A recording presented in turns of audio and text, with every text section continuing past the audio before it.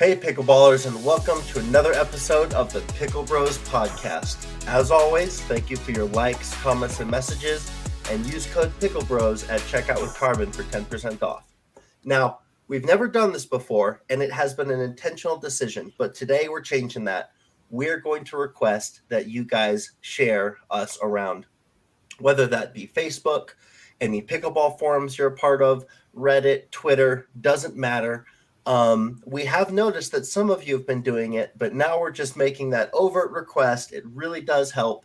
Please go out and share us around.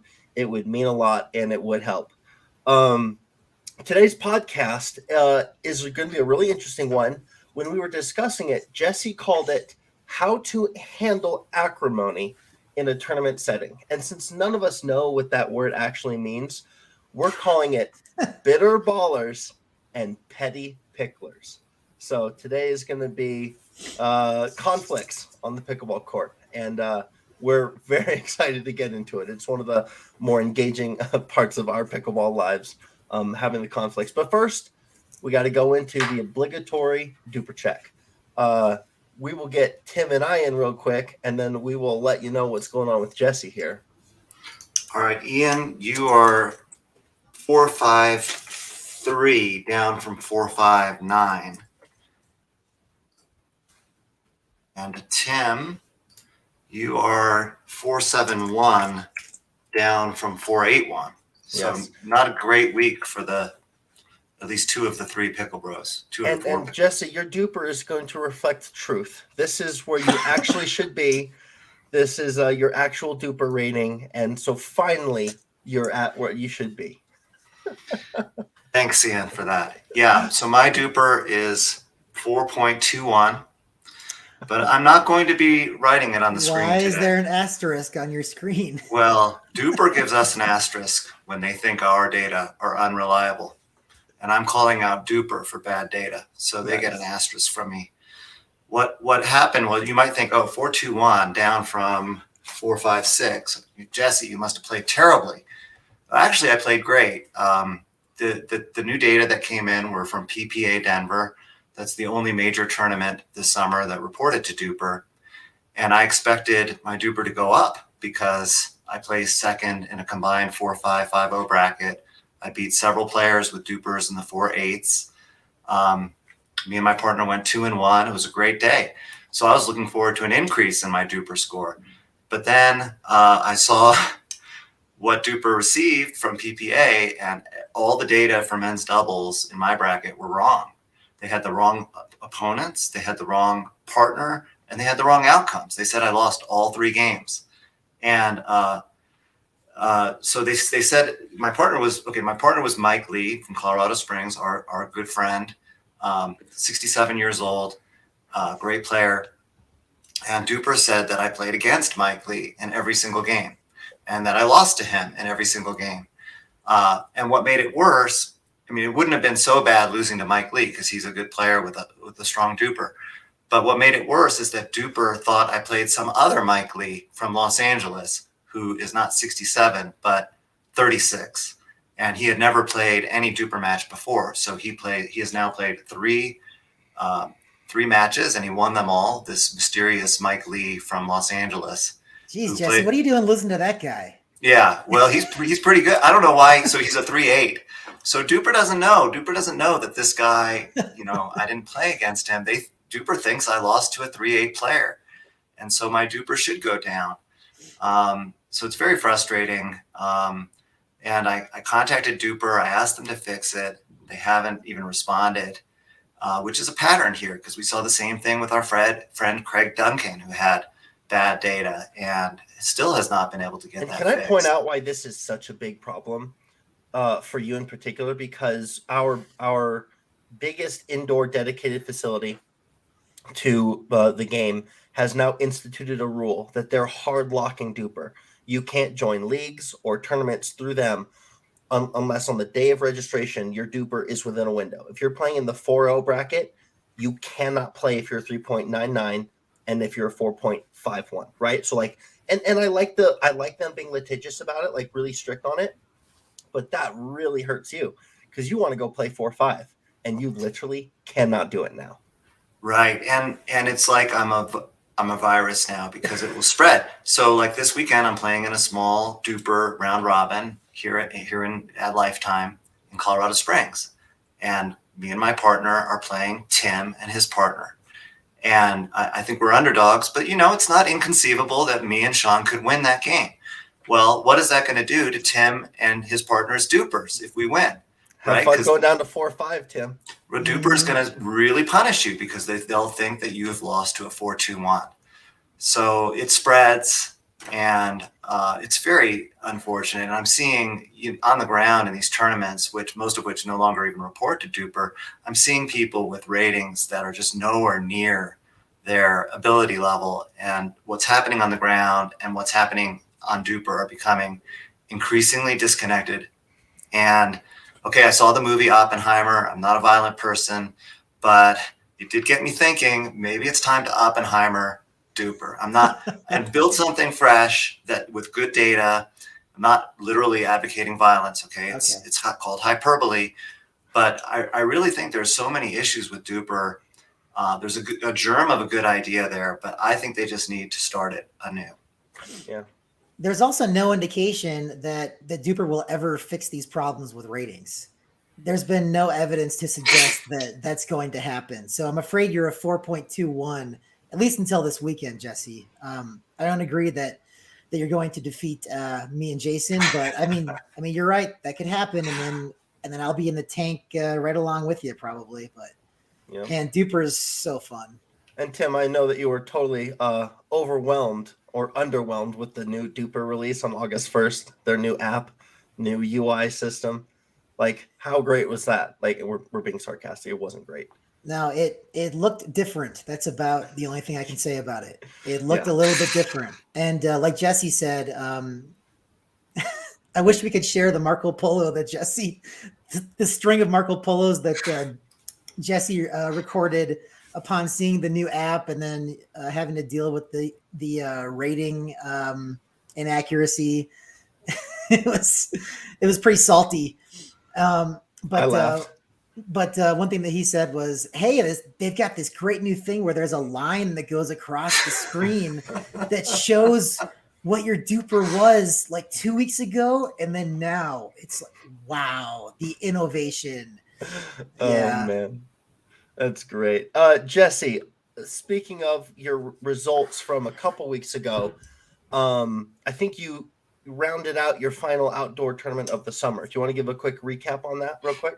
Oh, sure. Yeah. So I played in the Rocky Mountain Championships. It's the second largest tournament in Colorado behind PPA Denver.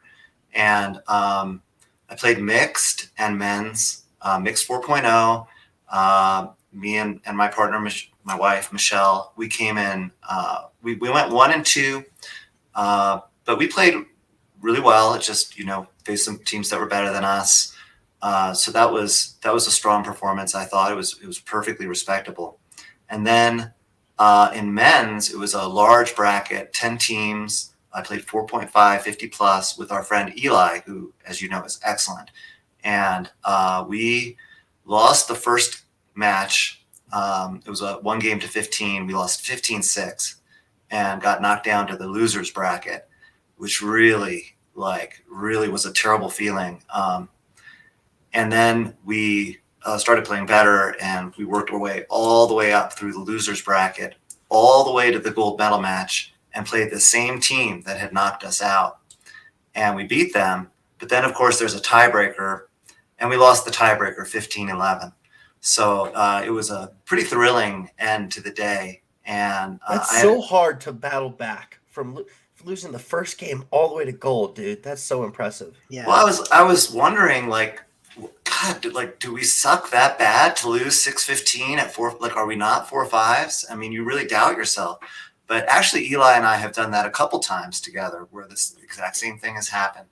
So, yeah, that was really a notorious slow starting. I actually find that there's some people, pickleball players either have a dynamic. It's they either start really slow and then warm up, or they just come out of the gates firing and they go downhill. It's like there's never and I'm one of these slow starters, right?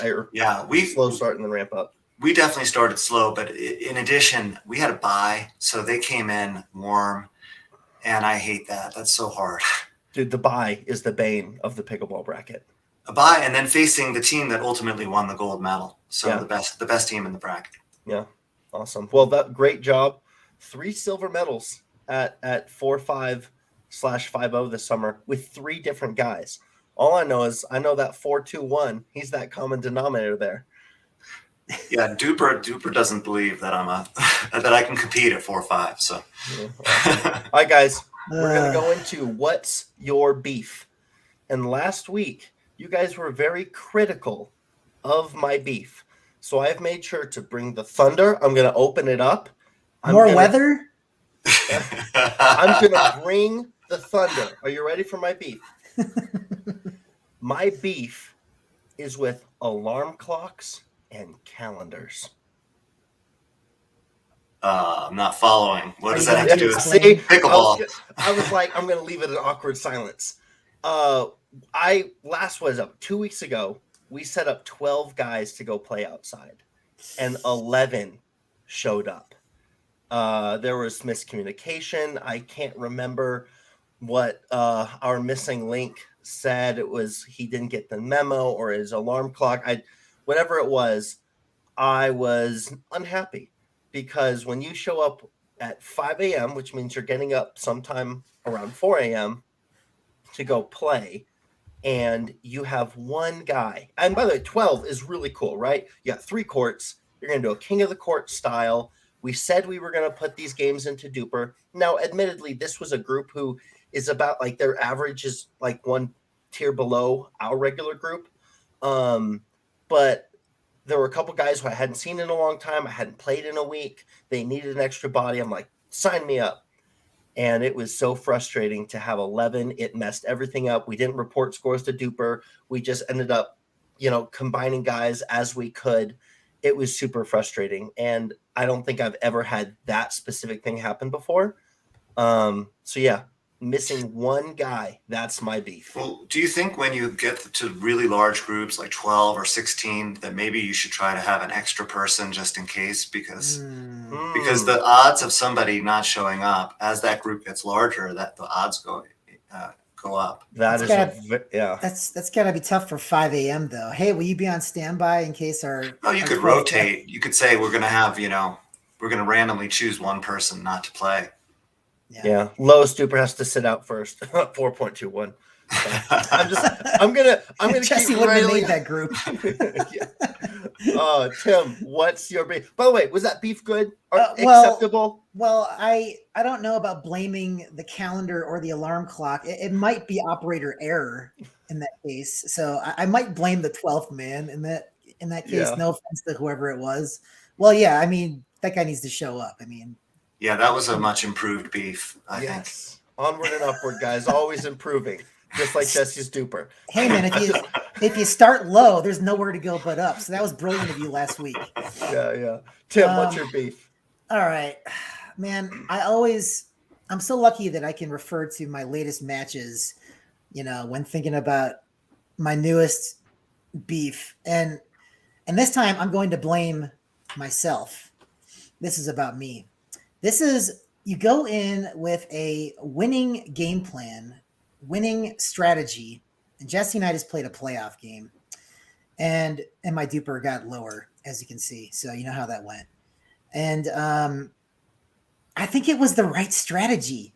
You know what the problem was? I didn't stick to it. You were the problem. Didn't even try. I'm like, oh no, kinetic energy, hit hard, which I love to do. It makes me happy. I'm pretty good at it. But in this case, I think even after the match, and it was a close match. It was a good match against 2 really good players. Afterwards, it was like, you know what? That strategy was on the money and it would have worked.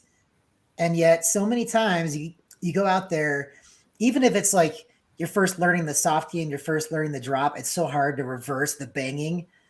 I guess it's kind of similar. It's just so hard to break your habit in pickleball. It's so hard. And you really have to consciously do it every time you swing almost. And that's my beef is is not breaking bad habits on the pickleball court. Nice. Jesse, what's your beef, my man? My beef is with pickleball clinics. These are the clinics you can spend $300 or $400, and there's like 12 or 8 or 16 people, and they're usually taught by a prominent professional player. And I've full disclosure, I've never done a clinic, but my wife has. She's had fairly good experiences, but my sense is, especially as the pro gets more and more prominent, that there's not that much one-on-one. There's not really any one-on-one instruction. And I've heard of at least one pro who sort of is on his phone the whole time. So I think these are largely like photo opportunities. Like you show up, you get a picture with the pro, you get to shake his hand. But for the cost of a $300 or $400 clinic, you could find some guy in your local community who's winning 5.0 tournaments and probably get 5 or 6 or 7 one-on-one lessons, which I think is extremely valuable. So I just don't see it as a good value proposition. Wow, that's actually pretty solid. I do like that.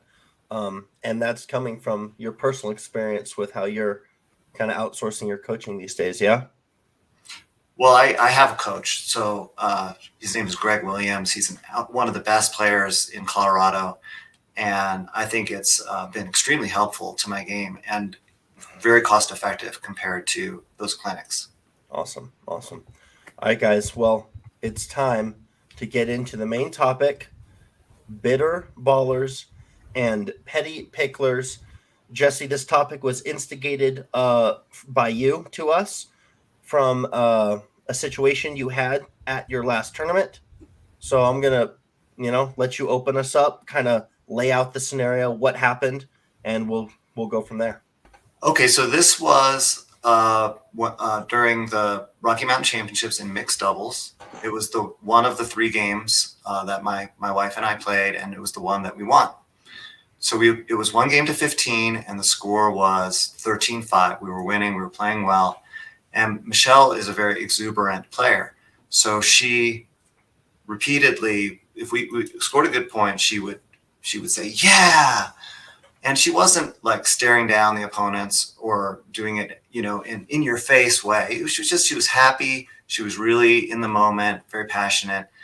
And at 13-4 or 13-5, the one of the opponents complained. You were up 13-5. You were right. One of the opponents complained to the referee and said that it was unsportsmanlike conduct. And the ref declined to intervene. He said, she's not doing it during the point. There's no distraction. Continue to play. And I took offense. I thought it was obnoxious of them to go to the ref with that. So the next point we won, I was at the kitchen line and I sort of thrust my chest out and I said, yeah, really obnoxiously. And then the ref told me to cut it out, which I did. And then we proceeded to win the game, and there were some words exchanged afterwards. And so that got me thinking about people who celebrate really loudly and what is the appropriate response, and whether I was, did I handle that poorly? And so I thought it'd be interesting to get the PickleBros perspective. Yeah, and I definitely have a lot of questions kind of to help us flesh out some of the conversation. But Tim, give me your initial response to this story. Well, first of all, was there more to the story? Because I seem to remember a ref getting involved later on or something. Is that right, Jesse? Are you going to tell that later? No, he was very hands off. He just said in response to the initial complaint, he declined to do anything. He just said, "There's no issue here," basically. Okay. And then when I was deliberately being provocative with my he said, he went kind of like this, just motioned to me to cool it. Okay. And well, then, I think he handled that well. Then I think that was good on his part. So my own thought about that is, I know Michelle is super exuberant. She makes a lot of noise out there. She gets really excited, which I thought was the whole point of pickleball. Like it's supposed to be fun, It's why, it's not stiff like tennis. I have a lot of thoughts about this actually. So when it comes to just showing your emotions on the court, I actually felt more comfortable doing it in tennis than I do pickleball sometimes, because in tennis, like, I know it's got this reputation as a gentleman's game, and lots of etiquette involved. Be quiet, shh.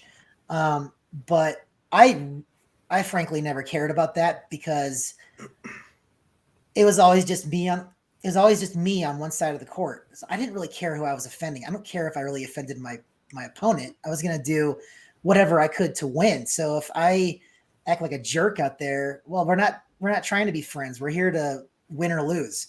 So I do whatever I have to do. I go through whatever emotions I might go through on the court in order to win. In pickleball, it's a little bit different because it's way more social. So you can't act like an ass out there and expect to be treated graciously. Like, you're going to continue on with these people most likely, and you can't be throwing tantrums because there's more at stake. But what you're describing, Jesse, just being excited after a point, I mean, there's absolutely nothing wrong with that. But I think one thing to consider is that, so I have used that as motivation sometimes. I mean, this is like, it's almost off the point what I'm about to talk about here. I've used that as motivation when my opponents get all excited and, supercharged. I'm like, really? All right, fine. And I know that our buddy Jason just played in a match recently where he was playing against some guys, and they thought that they were the better, or Jason and his partner were convinced that they were the better team and they were going to win the match, but it was close. And one of the guys on the other team got really excited and started doing the same kind of thing, like, let's go, like, really loud. And Jason, like, he took offense to that. Well, not offense, but he took exception to it. He gave it right back to him, and they went on to only lose 1 point in the next game. And this game was to 21. So I think you just need to be careful that you don't want to wake the sleeping giant. I think context is important. Like, are you really in this match? like, do you really have? I mean, I think it's okay to get excited, just period. But I do think it might make sense to really consider where you're at in the match and, like, be realistic with your chances too. Yeah. So Tim, let me boomerang it back to you around for kind of our first question, which would be, is some celebration too excessive? And one example that many people are, it's kind of pickleball culture at this point. Julian Arnold always yells "Andiamo" when something positive happens towards his end. What happens?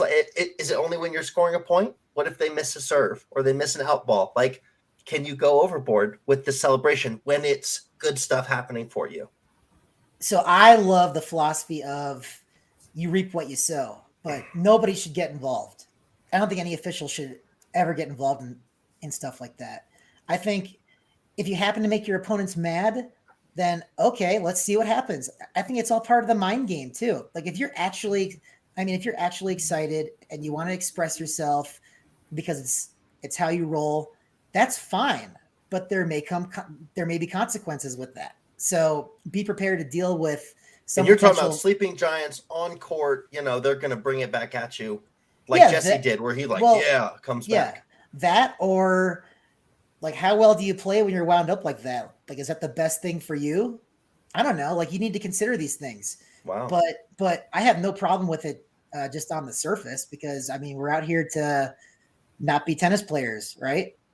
Yeah. Jesse, too excessive? Can it be? I think if you're celebrating somebody hitting a serve into the net, that would be excessive. But usually it's not that, right? Like, when Julian Arnold shouts "Andiamo," it's because he's just gotten a really good shot, or his partner's just gotten a really good shot. And that's how most people do it. I don't see any malice when Julian Arnold does it. I didn't see any malice when Michelle was doing it. So yeah, I don't think there's a problem with it. When somebody did it to me in men's doubles the next day, it was kind of funny that our friend MJ was watching me and Eli play, and we were pulling away, and she said, "You're pulling away, keep it up."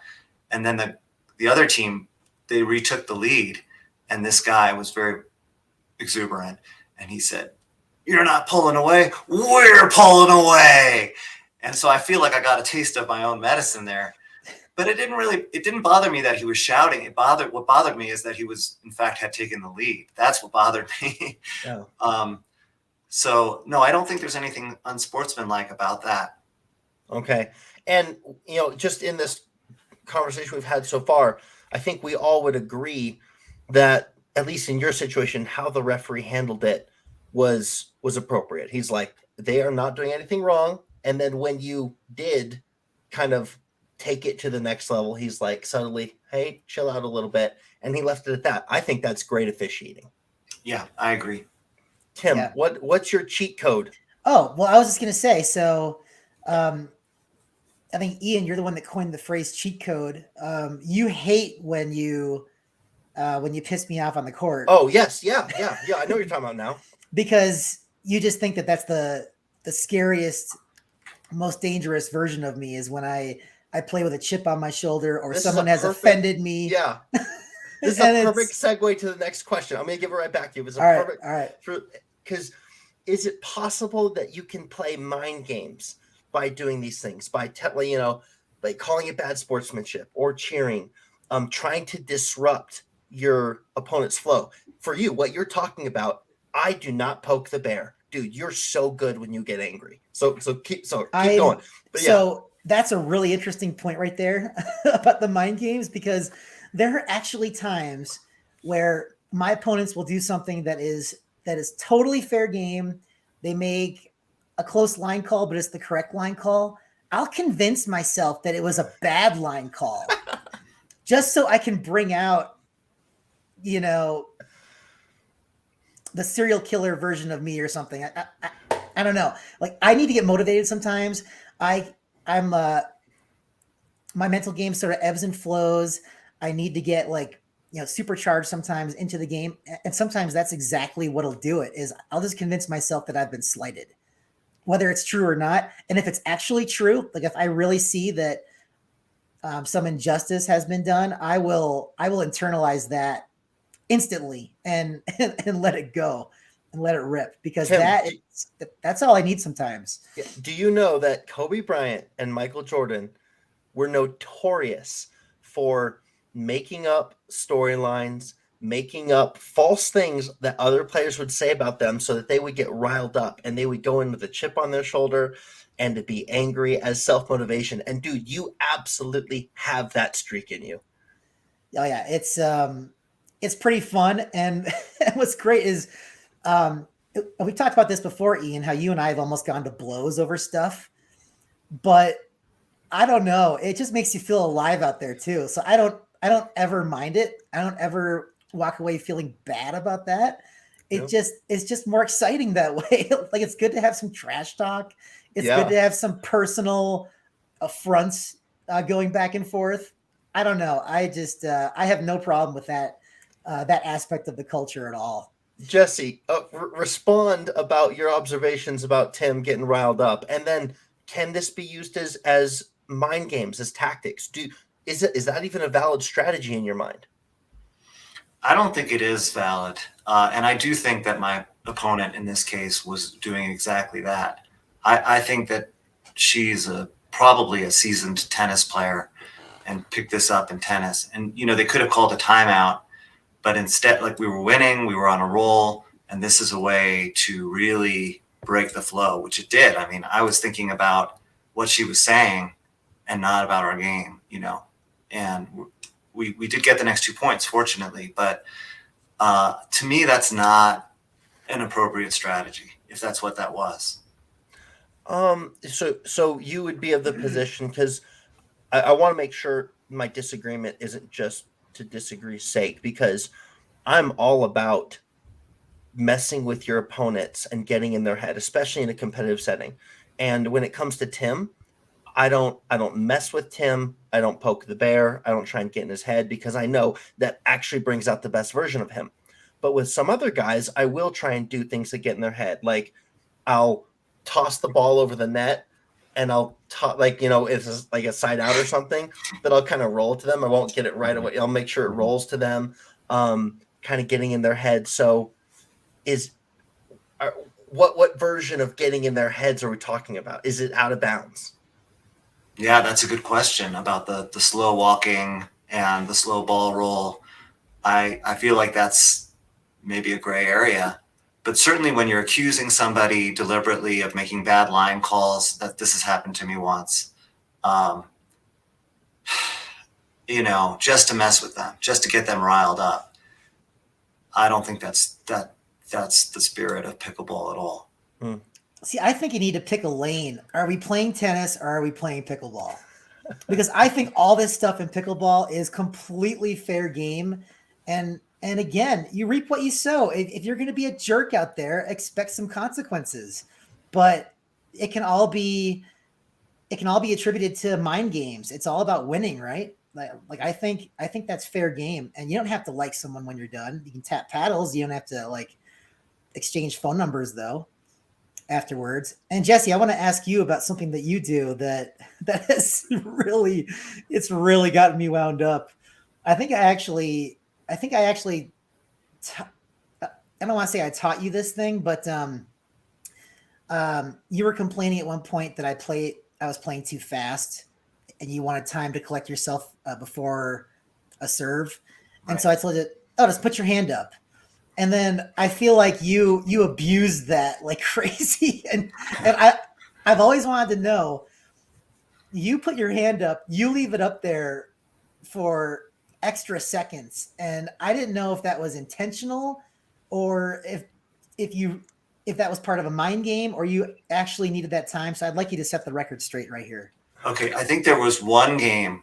Okay, we've probably played 100 games against each other. There was like one game when I left it up for like an additional 1 second. Okay, but the rest of the time, it's like, no, I need to like prepare myself, and I don't have it up there for 10 seconds. It's like maybe 1 or 2 seconds. By the way, when I played men's doubles this weekend, there was one case where it was side out or something, and I was walking back to receive, and I had my hand up, and my back was to the server, and the ref read the score and served the ball.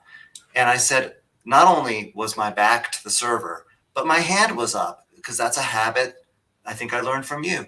So, you know, it was good that I was able to say, look, my hand was in the air. I wasn't ready. Yeah. And they redid the serve. Well, to keep Jesse in the hot seat, because I have observed is what I think are excessively long hand holds. He'll stand in the middle of the court, put his hand up, turn around, walk slowly to the baseline, have his back to you, turn around, have his hand up. Oh man, you could almost insist that he's taking a timeout there and be like, all right, timeout. Okay, look, the reason I do that is because I don't want to turn around.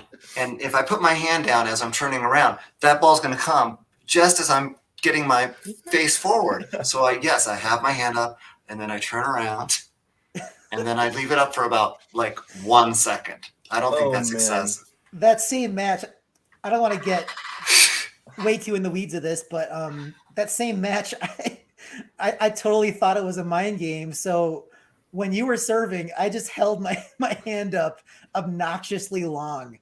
And it was all just the pettiness of it all. It was just, I don't know. It's so funny to me. I love mind games in pickleball.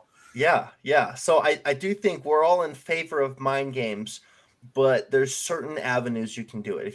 If you're accusing people of impropriety or bad line calls or bad sportsmanship, you know, questioning some morality or integrity, that's probably crossing a line. But you want to hold your hand up a little longer, kind of toss them the ball extra lightly.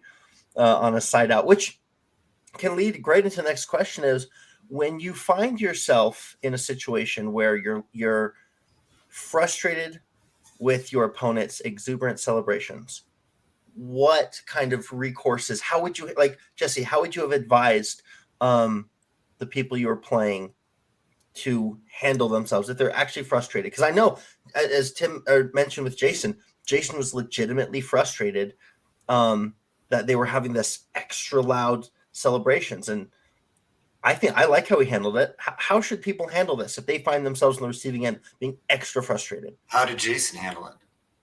He gave him the business. He's like, he took exception to it and made sure that they had no more reason to celebrate. Okay, so he just played better. Just played better. That's the game. That's I think the appropriate response is you just tighten up your game and deny them the opportunity to celebrate by playing better. In other words, put your big boy pants on and just play better. Well, first he actually he gave it right back at the guy for a second, and then he played better. So it was like insult to injury. It was. So he gave his own little Jesse, extra loud. Yeah, and then he played better. So it's like, ugh. Let me ask you guys: is there an answer other than what that is? Because when Louie and I were playing against the America Bros, we were up by right. Well, it won't make sense to anyone else, but to us it makes sense. We were up by like 7 points, and they were storming back, and our buddy Chris was getting all the energy back, and he was cheering and slapping Corbin's back, and they were just really getting some energy, and I was very unhappy with it. But I realized very quickly the reason I was unhappy with it is they were making a big comeback. They'd stolen the momentum. They were scoring several good points on us, and I took exception to it because I didn't like it. I didn't like that they were winning, but they weren't doing anything wrong. They were doing it well after the point was over. They weren't slowing down play by doing it. It certainly was not in our face. It was completely concentrated between them as teammates. We were there, didn't matter to them. But I didn't like it at all because I was competitive. Is there an answer beyond that one? That's it. Like the people, Jesse, you're playing that you were beating them 13-5 when this occurred. The first thing I said to you was, get better. They're salty. If you don't like it, just improve your game or drop down a bracket, right? So is there any other answer besides this one, really? I think this is the right answer. And what I think you're describing and what Jason was describing, what I was describing, is that I think what you found in this case when the other team starts acting up like that is you have found a target for your own frustrations. You're not playing well enough in a lot of cases. And then when you see someone on the other side who's being all exuberant and making a bunch of noise in a big scene, you now are able to focus your frustrations on something and blame something for your own imperfect play out there. And you're able to target that and you're able to refocus a lot of times. So I really think it's really not in your best interest if you're ahead to make demonstrations like that. I really don't think it is. I think it's better to look what got us here. What was the tone of the match like that has helped us be successful up to this point? Let's keep doing that. Let's not change anything. I remember there was a time that I played tennis. I was playing, it was some huge tournament. I was playing the number 2 seed in the state open or something. And I won the first set, and I didn't do anything special at all. Like, as a matter of fact, I was being really nonchalant. I wasn't going for my shots. I was being a pusher. We had a talk recently about being pushers. I was getting the ball back. It looked like I didn't care. He kept asking me if I was ready to return the serve, because I didn't look ready out there. I'm like, oh yeah, I'm good. Let's go. And I beat him in the first set. And then I felt good about myself. So I started to swing away, and this was stupid. Like, I should not have changed anything. I should have just stayed the course. It's kind of along the same line. It's a little bit apples and oranges, but it's kind of along the same lines. Like, keep doing what got you there. Don't change too much about your actions out there, your mannerisms out there, your attitude out there. Just stay the course because it's worked so far. So why are you getting all excited all of a sudden? You're just gonna poke the bear. Absolutely. Anything on that, Jesse? No, not really. So what I kind of want to deviate to is you're talking about staying the course, Tim. You know, not in some sense, you don't want to rock the boat too much. Now, I know with you, me rocking your own boat makes you better.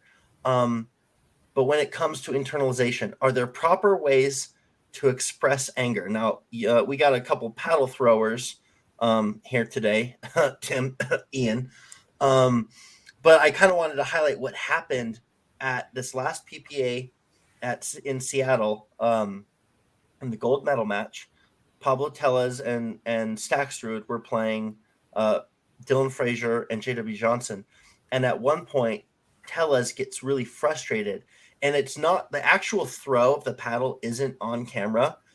At least I've tried to find many angles, but I can't actually see him throwing it. But he throws his paddle at that giant video monitor behind them, which I don't even know why those things are there. They're so distracting. And, you know, I would fall into it every single time. But he throws it and he kind of punches a little hole in this, you know, multi-$100,000 TV screen. And that kind of ruffled some feathers, got some people upset. The referees got involved. And I was watching, I was like, yeah, it sucks that he threw it at this expensive piece of equipment. But he turned around and just tossed his paddle into the wall. What other expressions can you use other than going out and, you know, just taking over the game and winning some points? We don't want to argue to referees. Don't want to throw paddles. What's the proper outlet for people when they're really, really getting angry on the court? Jesse, you got anything on this? Because I love throwing my paddle. Yeah, I've seen. I'm not a fan. I'm not a fan of the paddle throwing. DJ Young, I think, did that last fall, right? Oh yeah, whipped into the crowd too. It went into the crowd. Oh, that's bad. And I think you know there's a safety issue there. That video monitor, I'm sure, cost tens of thousands of dollars. They said it was a $300,000 thing. Oh my His gosh. equipment. Yeah. I mean, yeah, that is not cool. And then also sometimes people will throw the paddle into the net, and those nets are expensive. So, aside from all that, I just think it's a bad look. So I think, you know, if you're angry, maybe use your inside voice for that. Tim, I mean, you and I are probably very grave offenders of paddle throwing, right? Yeah, Louis is too, as a matter of fact. So it's not just you and me. I don't know. I have yet to break a paddle. I've broken lots of tennis rackets by slamming them against the ground. I don't know. At Lifetime, we're lucky because there's the padded wall behind us. I like going up there and just hitting the padded wall as hard as I can. I like hitting my own leg for some reason. It's kind of satisfying for some reason. Dude, you beat your legs. I don't know how you can walk afterwards. I don't know. It feels good. I don't know why. but there's like, you're not holding anything else. Like, you have to do something. I don't know how. Like, I've stopped apologizing for it. I mean, well, that's not true. I will apologize afterwards. But in the moment, I couldn't care less how I'm being perceived, and that's dangerous. I'm hoping that people will always accept my apologies after the fact. If not, I'll have to deal with that. But I don't know what else to do. Like, I'm open to suggestions. Like, I guess if I had a wristband, I could take it off and throw it. I want to hit things. I want to break things sometimes. Like, I get so pent up. I don't know how to outlet.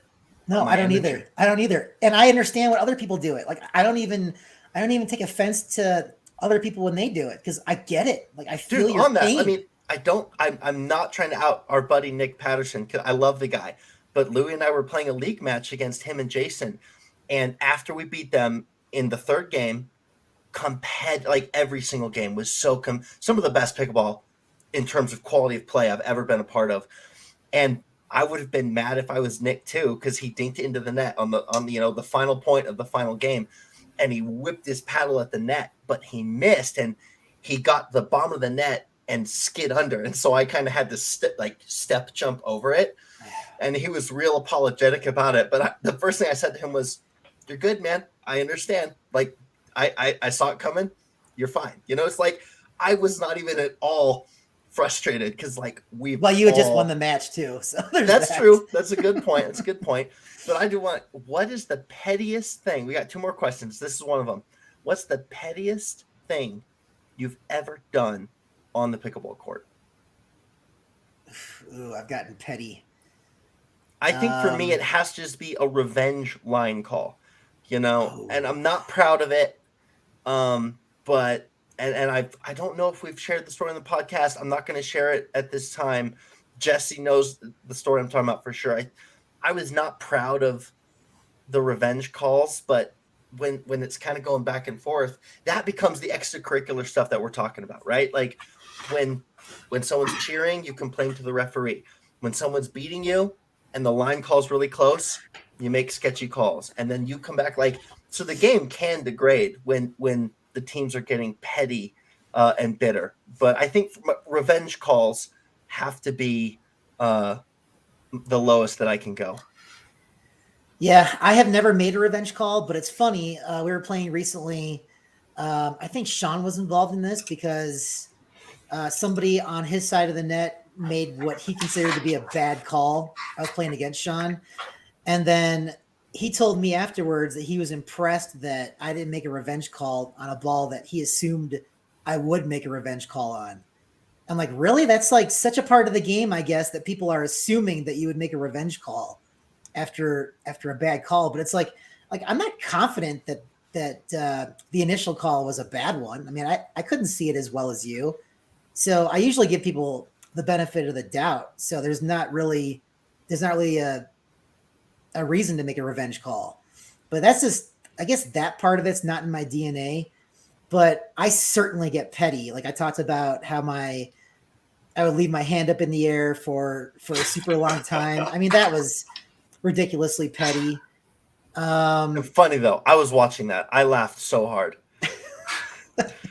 Yeah, I jaw back and forth. If I'm like slighted in the least, I'll make some super sarcastic, mean-spirited comment, and I don't feel good about it. But it's just, I don't know. It's hard to control your emotions out there. Like I will take suggestions on how to handle myself better. But I prefer volatility over someone who's just coasting through and doesn't seem to care at all.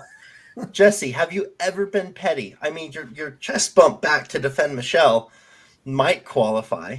I think Jesse is unintentionally petty. That's what I think. What? Yeah. All right. I'm interested in knowing what you mean by that. But my pettiest moment, I was playing with our Oscar, who you know, Ian, and this was early in my pickleball career, and I had never really played somebody who had a lot of backspin on their return of serve. And so that was really challenging for me because I was trying to drop the ball and it was like kept going into the net. And so when that return of serve came back, Oscar said, lift it. And then I hit it like 10 feet high and then they slammed it. And then I was like, don't, when you're talking, I can't focus. Right. I blamed him, and he walked over to the fence and just was like, kind of slumped over. Like this was his response to me attacking him. I could just see it wounded him. And I immediately felt like I was the worst pickleball partner in the entire world. And I apologized. I felt so bad. And the fact is, my missing that ball had nothing to do with him talking. It was all on me. But our good friend Oscar Jimenez was playing you. I've seen him walk over and lean on the fence as if the greatest tragedy. It was a moment. Okay. It was bad. It's bad when you berate your partner. Yeah. I love that guy. All right, guys. Final question.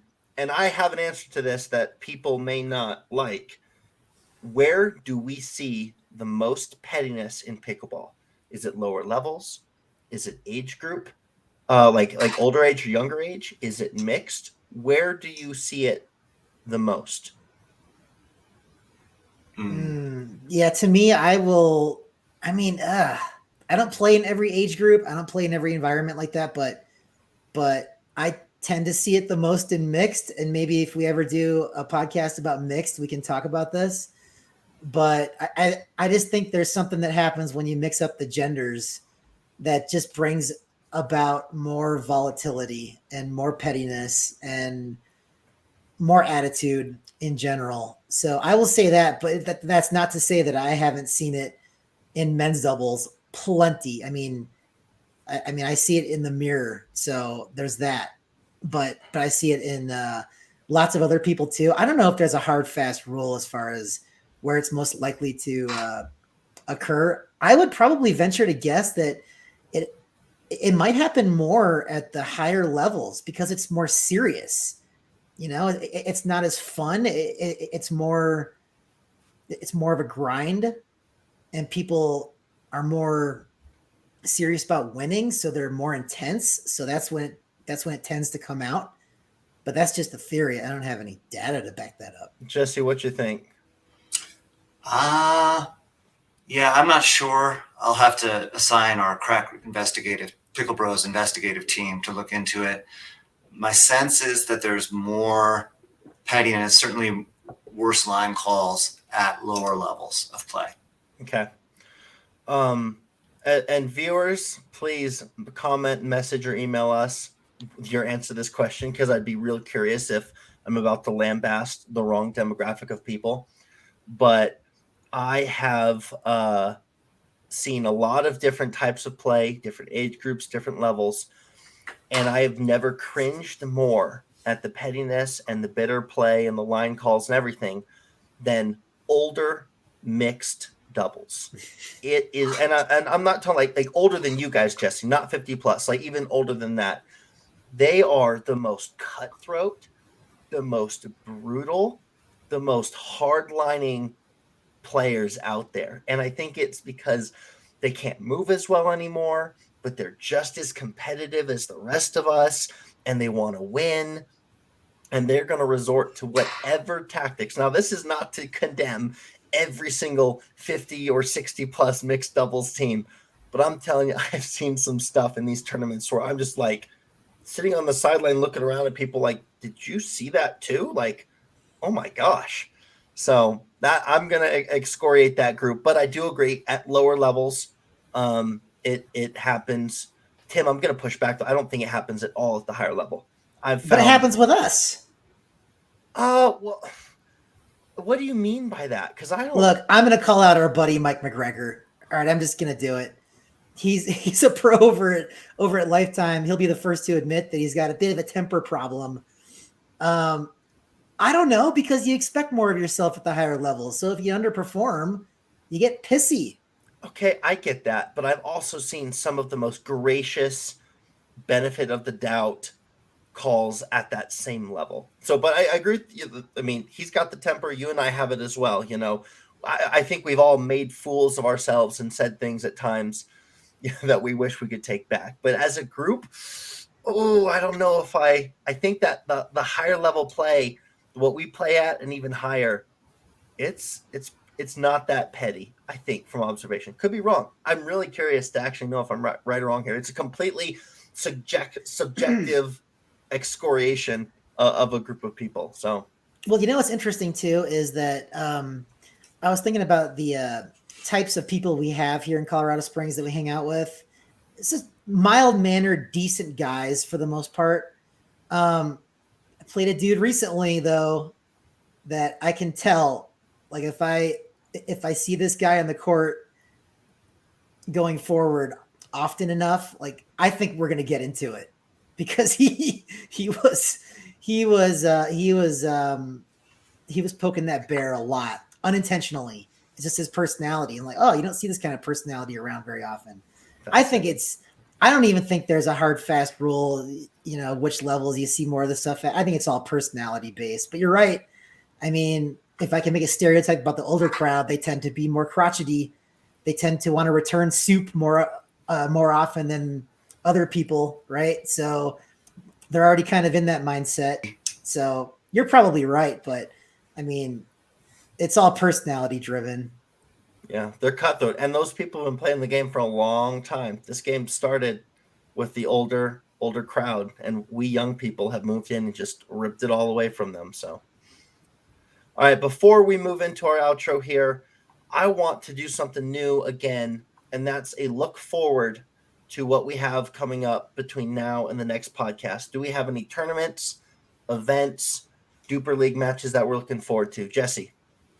Yeah, I mentioned that I'm playing in a small tournament at Lifetime. It's a round robin, and I'm playing mixed on Saturday, men's on Sunday. And then after that, I'm going to take 2 weeks sabbatical. So I will not touch a paddle for 2 weeks. I'm excited about that. I think that's great. Tim, That's what awesome. you got coming up?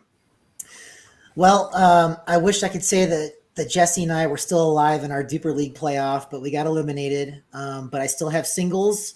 Haven't scheduled it yet, but I expect that to take place probably next week, maybe by the time we do our next podcast.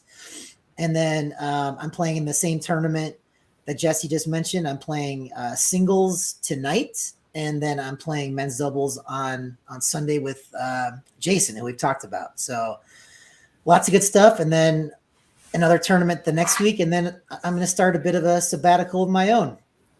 Yep. And actually, I think we need to have a podcast on the sabbatical / the off season, because I think we're all adopting that here as we enter the last legs of the summer. But I was going to play in this tournament you guys have this weekend, but I have some church obligations. My girls are singing in a concert both days, so I can't join.